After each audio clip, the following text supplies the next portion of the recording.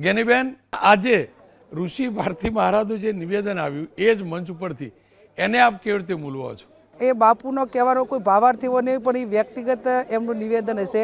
કોઈ આગેવાનોનું કે આ સ્ટેજનો જે અમારો પોતાનો એક આજના કાર્યક્રમનો જે ઉદ્દેશ હતો સમાજ માટે, એ ઓનલી ફોર શિક્ષણ, સમાજના ગોળવાઇઝ બંધારણ થાય, સમાજના જે ખર્ચાઓ છે કઈ રીતે કપાય અને તમામ સમાજો સાથે હળીમળીને ભાઈચારાની ભાવનાથી સમાજ રહે, તો એને નાના મોટી મદદ જે સુખી સંપન્ન સમાજો છે એ ક્યાંક શિક્ષણમાં મદદ કરવાની હોય કે ક્યાંક રાજકીય રીતે પણ એકાબીજાને મદદ કરી અને એકાબીજા નાના મોટી ચૂંટણીઓ હોય તો એમાં પણ પરિણામ આવે. એટલે ઋષિ ભારતી બાપુનું જે કાંઈ નિવેદન છે એ હું વ્યક્તિગત રીતે એવું માનું છું કે એમનું વ્યક્તિગત ગણી શકાય. બાકી રાજકીય રીતે કોને ક્યાં આપવું શું ના આપવું જે પક્ષમાં હોય એ પક્ષની વિચારધારા, એમની પોતાની જવાબદારી અને એમનો પોતાનો નિર્ણય હોય. હવે કોને ક્યાં મંત્રી બનાયા ન બનાયા એ અમારું એક રાજકીય રીતે અમે એમાં કોઈ જ કોમેન્ટ ના કરી શકીએ, એટલા માટે કે એ પક્ષને પોતાના પક્ષની વાત છે, એમના મોવડી મંડળની વાત છે અને એ એમના વ્યક્તિગત રીતે એ પાર્ટીનો એમની પાર્ટીનો નિર્ણય છે. એ જ્યારે કહેવાનો કાંઈ હોય, અસંતોષ હોય, માગણી હોય, તો એ જે પક્ષની વિચાર ધરાવતા હોય એ પક્ષના મોવડી મંડળ પાસે માગણી હોય. આજે હું કોંગ્રેસની વિચારધારા સાથે સંકળાયેલી છું, તો મને ન્યાય થયો હોય અન્યાય થયો હોય, મારી માગણી હોય તો એ વ્યક્તિગત રીતે મારું મોવડી મંડળ પાસે મૂકવી પડે અને એમને મારી જે કાંઈ માગણી કે વ્યાજબી હોય ગ્રાહ્ય રાખવી ન રાખવી એ મારા પક્ષનો નિર્ણય હોઈ શકે.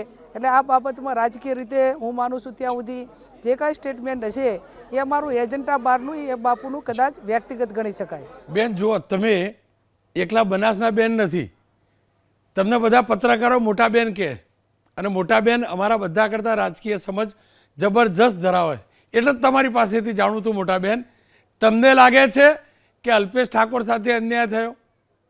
અથવા તો ચલો તમને દુવિધામાંથી મુક્ત કરું, તમને લાગે છે કે માત્ર અલ્પેશ ઠાકોર જ નહીં, રાજકીય પક્ષોમાં ઠાકોર કોળી સમાજને અન્યાય થાય છે, તમને લાગે છે એવું? પણ એ જે રૂલિંગ પાર્ટી છે એમાં ઘણા બધા અમારા સમાજના ધારાસભ્યો છે, પક્ષના હોદ્દેદારો છે, આ તે તો ક્યાંક એમને અવાજ થયો હોય તો એમને પોતે બોલવું જોઈએ.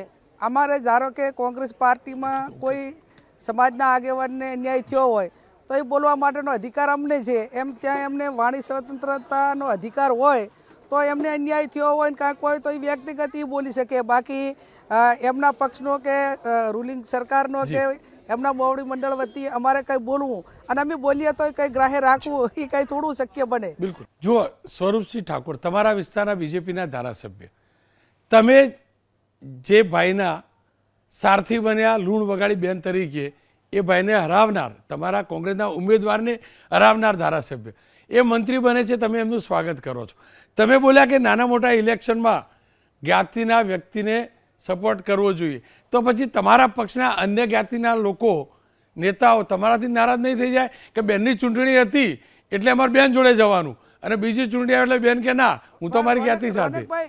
રોનકભાઈ, જે તે પક્ષમાં રહીને આજ ધારો કે કોંગ્રેસ પક્ષનું પ્રતિનિધિત્વ આગેવાની હું કરતી હું, તો હું એમપી હતી, હવે એમપી તરીકે કોઈ જિલ્લા પંચાયત લડતું હોય, તાલુકા પંચાયત મારી નીચે લડતું હોય તો એને વસ્તીના ધોરણે કે એને જ્યાં ટિકિટ મળવા પાત્ર હોય એ કોંગ્રેસના મજબૂત આગેવાન તરીકે મોવડી મંડળને કહીને મારી વિચારધારા સાથે જે ઠાકોર સમાજના આગેવાનો જ્યાં વસ્તીની જીતી કે એમ છે ત્યાં મદદ કરવી જોઈએ. એમ એ લોકો જે પક્ષની વિચારધારા ધરાવતા હોય ત્યાં જે મોટા આગેવાનો છે એ નાના કાર્યકરોનું ધ્યાન રાખે અને એમને પણ ક્યાંક નાના મોટી જગ્યા આપે, એ આ વર્તમાન સમયની રાજકીય રીતે પણ માગ છે. રોનકભાઈ બેન, એક અંતિમ સવાલ, તમે બધા કોંગ્રેસ, ભાજપ બધાના ઠાકોર સમાજના નેતાઓ એક સાથે એકબીજાના હાથ પકડીને હાથ ઊંચા કરો, પવિત્ર ભાવથી કહેજો બેન. જો રાજનીતિક વાત ના કરતા મારી આગળ, મને ઝાઝી સમજ નથી, ખરેખર દિલથી હાથ ઊંચો કરો છો કે સમાજનો મંચ છે એટલે કરો છો?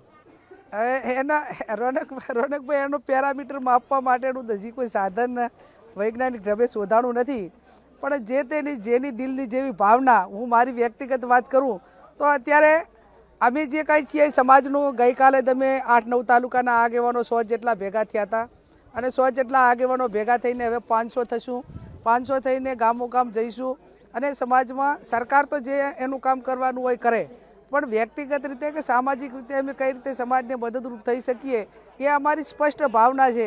અત્યારે કોઈ ચૂંટણી નથી અને હું માનું છું ત્યાં સુધી ધારો કે મેં બનાસકાંઠાની આગેવાની લીધી, દિયોદરથી શરૂઆત કરી, તો હું માનું તે મારી ચૂંટણી તો હજી 2029માં છે. પણ બધા એક મંચ ઉપર આવે તો સમાજના શિક્ષણના કામ, સમૂહ લગ્નના અને બીજા ઘણા બધા કામો થઈ શકે એમ છે કે સરકાર વતી પણ સમાજને એ કામ થકી ઘણો બધો ન્યાય આપી શકીએ એમ છીએ અને ક્યાંક ને ક્યાંક ખર્ચામાંથી સમાજને બચાવી શકીએ છીએ. એટલે દરેકની ભાવના એ એમના દિલમાં હું માનું ત્યાં સુધી સ્પષ્ટ હશે અને નહીં હોય તો જે ભાવનાથી કે જે દિલથી જે જોતા હોય એ કુદરત અત્યારે આ ફિઝિકલ છે કે દિલથી છે. દિલથી છે તો ભગવાન મદદ કરશે અને ખાલી વર્તમાન પરિસ્થિતિના આધીન કોઈ એ પ્રકાર હશે તો કુદરતને અહીંયા દેર હોય અંધેર ના હોય, ન્યાય કુદરત કરશે. જ્ઞાનીબેન, આપનો ખૂબ ખૂબ આભાર.